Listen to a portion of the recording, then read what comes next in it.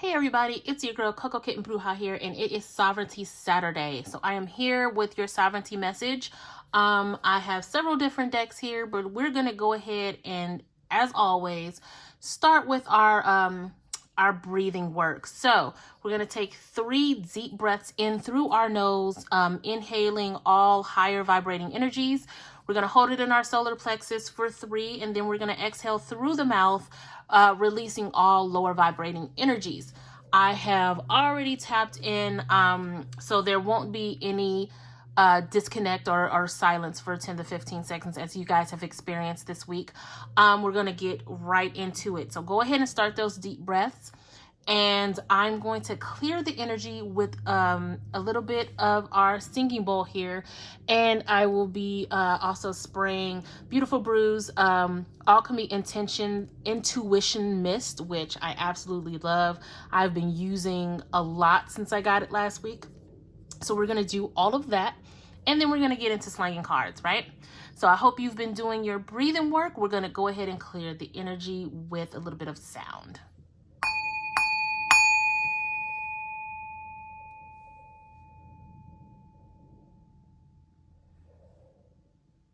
Alrighty.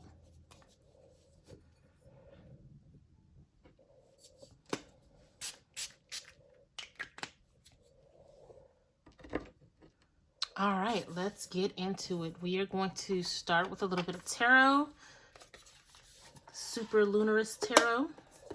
And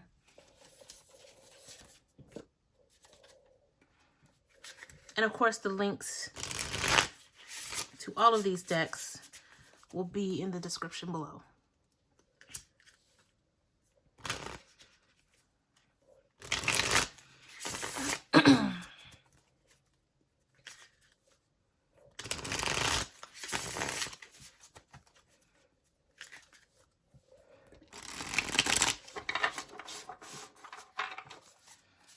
Okay. So for those of you who are new here, when we talk about sovereignty, being a sovereign being is literally self-governing. You don't have to seek permission. You don't have to seek approval for anyone or anything. You are your own altar, right? You are your own deity. You are your own power. We are all extensions of spirit, God, the universe, whatever it is that you align to. We are extensions of this all-powerful source, right? Therefore, we can seek our own approval, our own permission, our own validation. So this is just a message from your sovereign self to yourself, right? So that's what we talk about when we talk about sovereignty.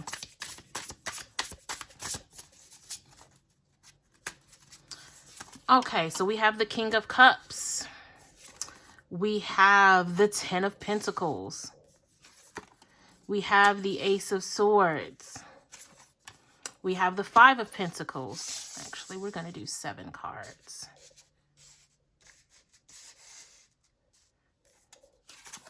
We have the Seven of Pentacles. We have the Four of Cups. And then we have the the Six of Swords, with the bottom of the deck being the Four of Wands. So it looks like ultimately we're going to find ourselves in a turn-up situation over the next 7 days. But let's take a look at the 7 cards ahead of us.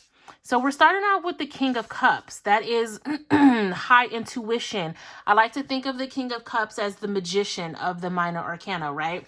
We start thinking about fully tapping in to our sovereignty to create the reality that we want, right? Tapping in and understanding spirit on a level to where we can co-create with it.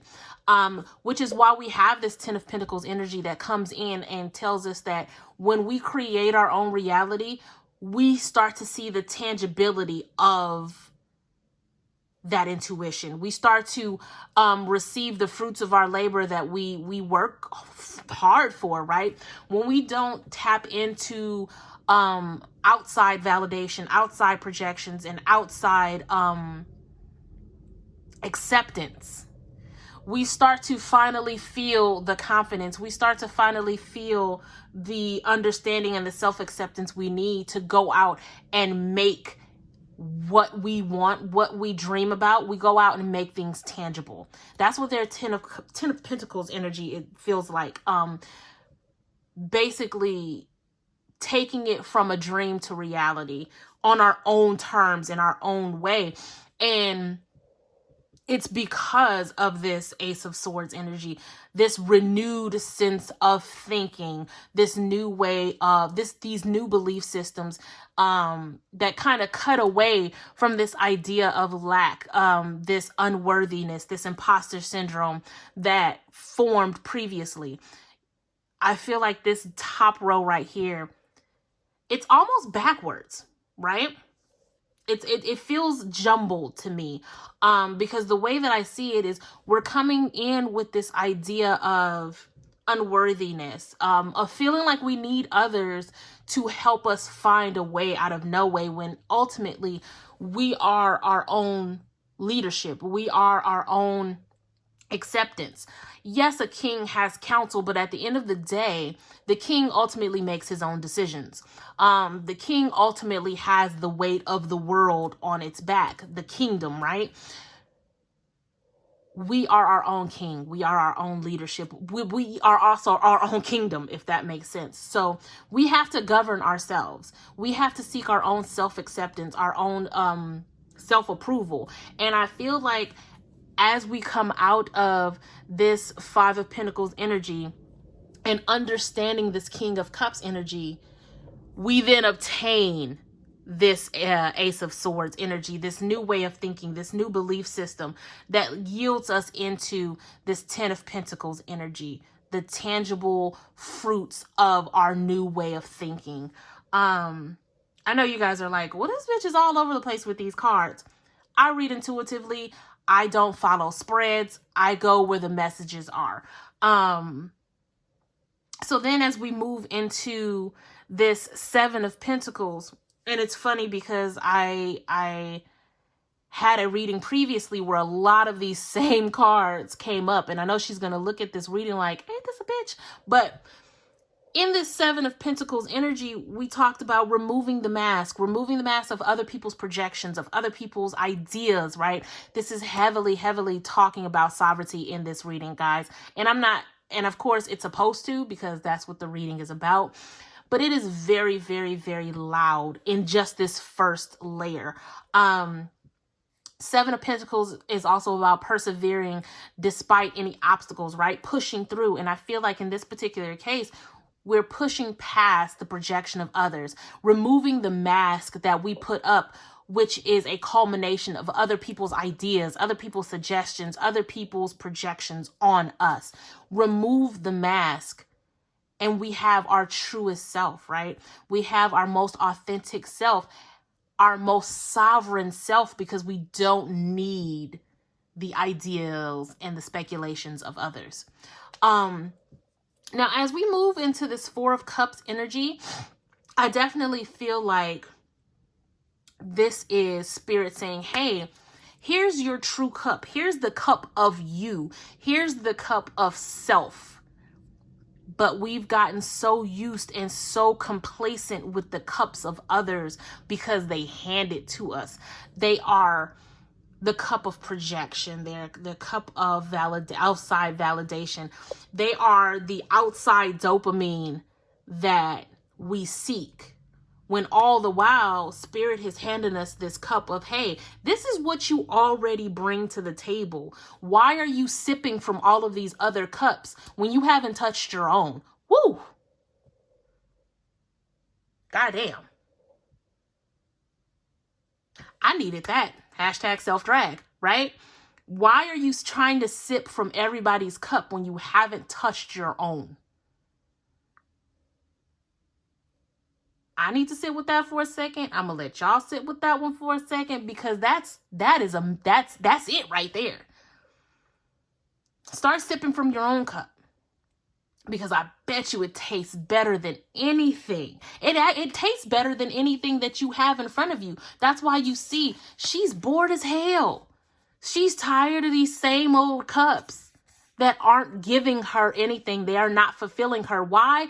Because she hasn't bothered with the cup of her own. She hasn't bothered with the cup that's already, the cup that's been there since birth, full to the brim of the sweetest nectar she's ever had.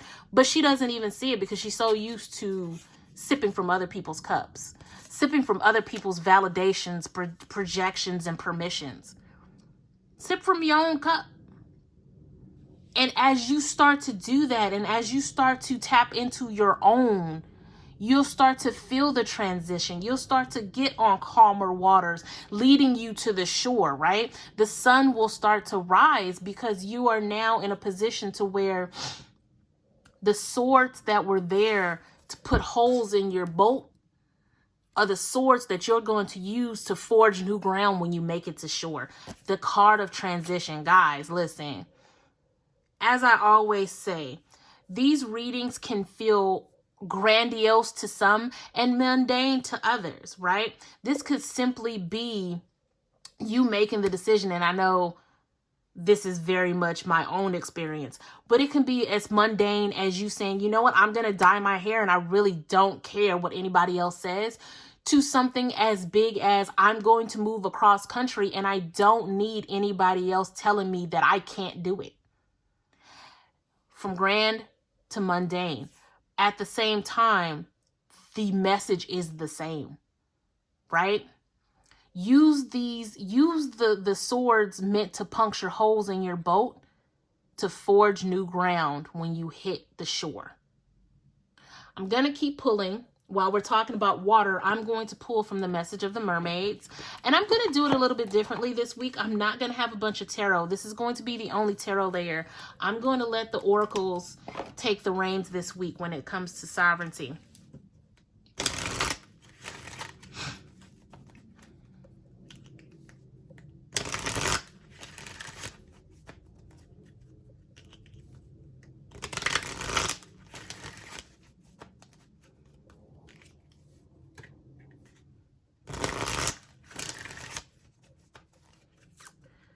All right.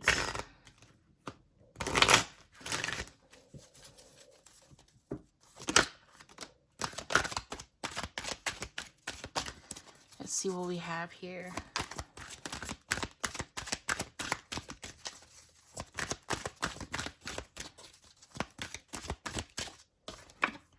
So we have memories, free spirit, contentment. That's a big one. That's speaking to me. And then we have trust. Bottom of the deck being feelings. This is heavy water energy. This particular sovereignty reading this week, it's heavy water energy. It's definitely a lot of flow. There's a lot of movement that comes with this reading. And this cups energy, the feelings card, trust. These are all things that are free flowing, and you're going to have to ride that current, right?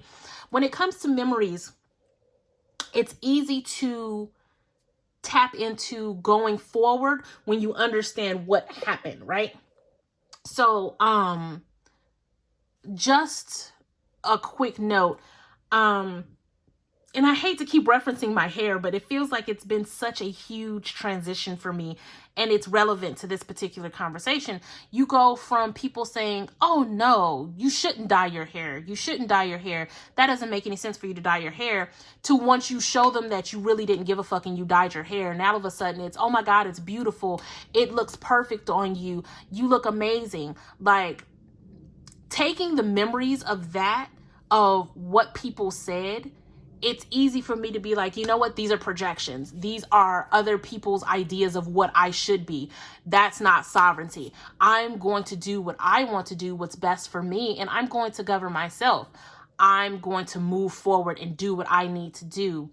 And I'm going to hold the memories of other people's projections to understand why I'm moving forward, because it's almost like fuel.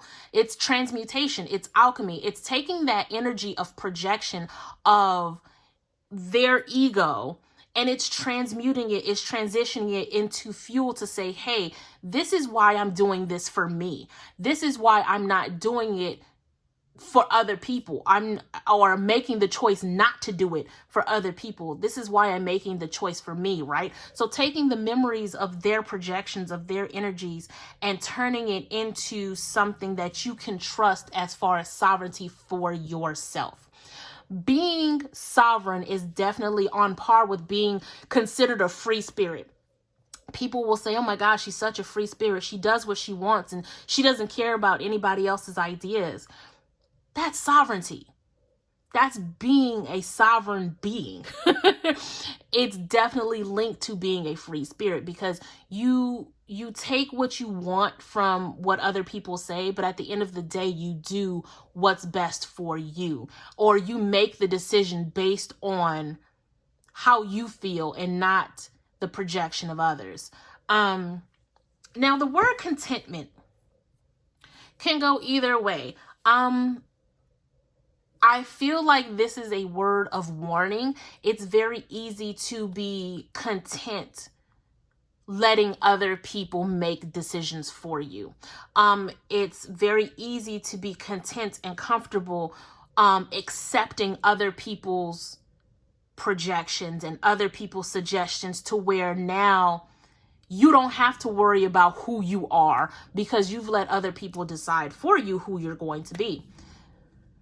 You can't get to this Four of Wands energy. You can't celebrate your accomplishments. You can't celebrate on a level that is soul level when this achievement is made from the projection of others. Other people should be celebrating, because this is their ideas. This is their work, because they worked on shifting you from who you are to who they want you to be. So a lot of times we feel like, oh, I hit my goal. Why do I not feel fulfilled?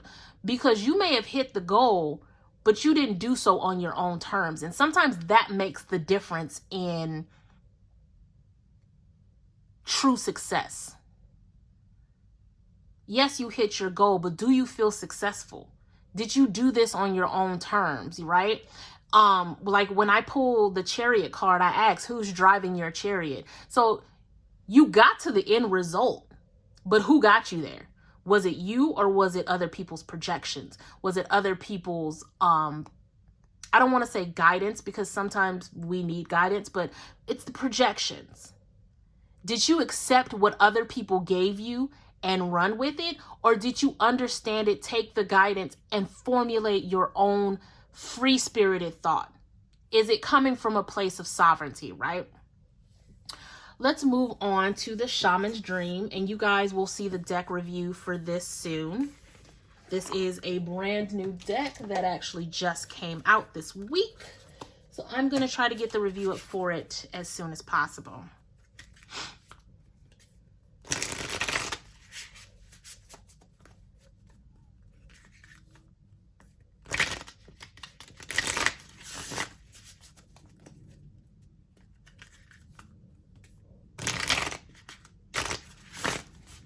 Okay.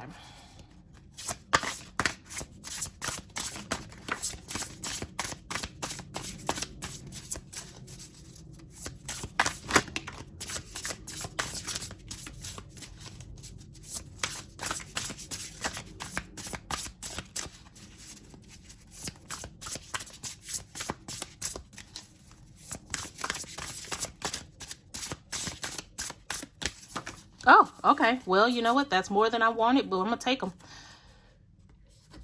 Okay. The bottom of the deck is adaptability. You're funny, Spirit. All right. So we have Dances on One Foot, Feast of Plenty, Jeweled Web, Luck and Right Timing, Divine Matrix, and Movement Towards Adventure. So when we talk about Dances on One Foot, some of you guys are on the cusp of pure sovereignty. Some of you are on the cusp of really saying, you know what? I don't give a fuck. I don't give a fuck about anything that y'all talking about right now. I'm going to do what I want to do. Some of you are really on the cusp of that. And I implore you to keep pushing forward, keep going, and keep tapping in to your sovereignty. When we talk about feasts of plenty, as far as choices and their consequences, again, you can find success, but are you finding success on your terms, or are you getting to that goal line based on somebody else driving that chariot? Which taps into connectivity. It's great to have counsel, like we talked about with this King of Cups. Every king has a counsel. However, at the end of the day, the bottom line is you have to make the decision for you. So yes, be connected to others. Yes, take guidance and take counsel from others, but do not use them as projections. Do not hold them as crutches to push you forward. At the end of the day, you have to make these decisions on your own. And it comes with right timing. It comes with the idea of luck and sovereignty is a little dicey, because when you're a sovereign being and you tap, especially if you're tapping into alchemy, you make your luck, right? You cultivate your own reality. So in essence, when we talk about fortune's wheel, it's really on the idea of, when are you going to tap in and cultivate this reality you want? When are you going to go in and pull what different pieces of the reality that you want to create your own luck, to create your own divine alignment and timing? Because luck and right timing is all about alignment. How are you creating this alignment to make everything line up perfectly for you, to where it looks like it's all seamless? That wheel of fortune is steadily moving forward for you. Now, when we talk about the divine matrix, I definitely feel like this is just talking about just everything, as far as lining things up and tapping into the divine, tapping into your inner sovereignty, tapping into the alchemist within you, to weave this web of your reality.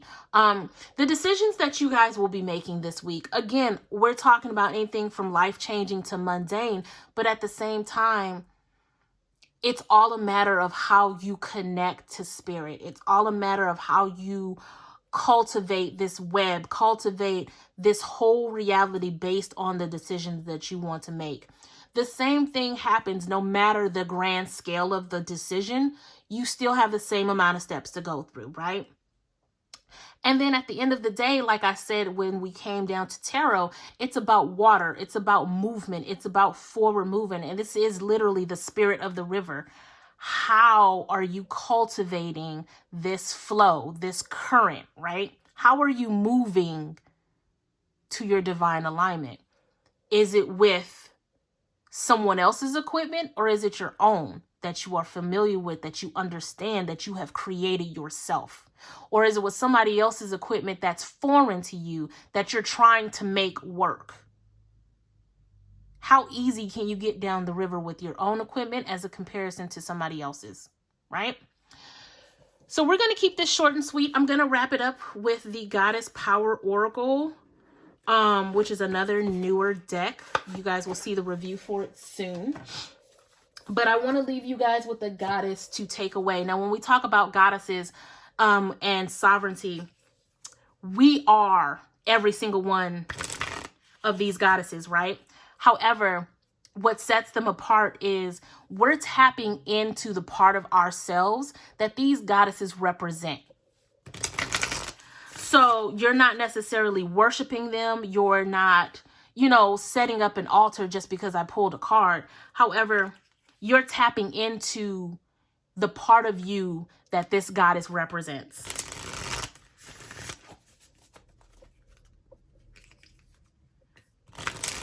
Okay.